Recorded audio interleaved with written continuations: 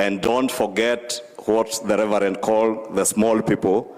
Na fikiria hawa wamesema small people, alikuwa nataka kusema hustlers. Usisahau mahasla, akasema don't ignore them. Ya kuwa wa Kenya walipe ushuru, that we pay our taxes. And I said it's very relevant today, Your Excellency, and I just want to tweak that a little bit. Na Reverend utanisamehe, unajua kwa PCA huwa hatuongei baada ya mchungaji, tusiharibu mahubiri, sitaki kuharibu mahubiri. But it is indeed true that we have a duty and an obligation to pay taxes. And Your Excellency, I want to tell you, you will remember on the 10th of August, baada ya uchaguzi, ulinipigia simu na ukaniuliza, nikakwambia, Your Excellency, mimi nimemuona Mungu kwa macho. Na ni kweli. Mimi, Your Excellency, wewe ulikuwa na imani kuliko wengi wetu.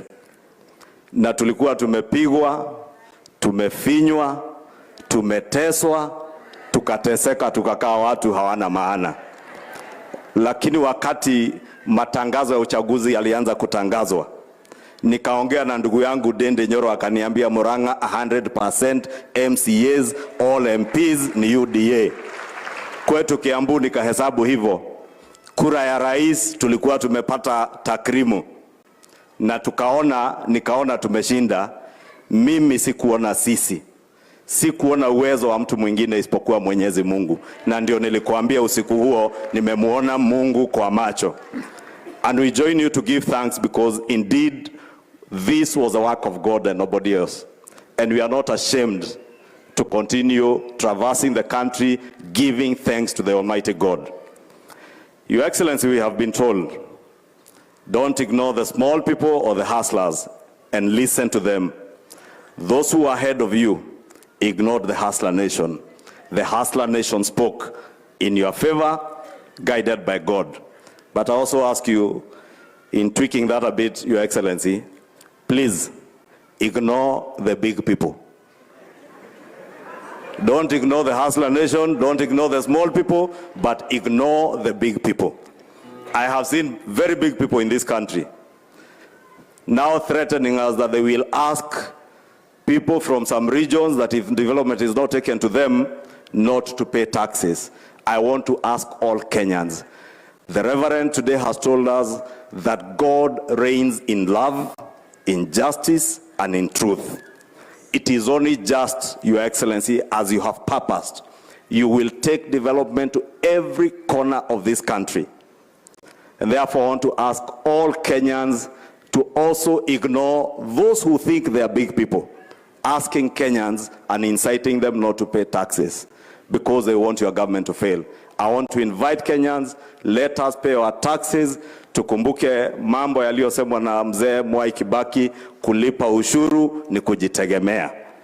Ili tuweze kujitegemea na tumsaidie rais wetu kuongoza serikali inayojitegemea bila kwenda kukopa pesa huko China. La mwisho, Your Excellency, when the Reverend said that God reigns in justice, you began your reign as president by disbanding a murderous unit within the DCI of Kenya.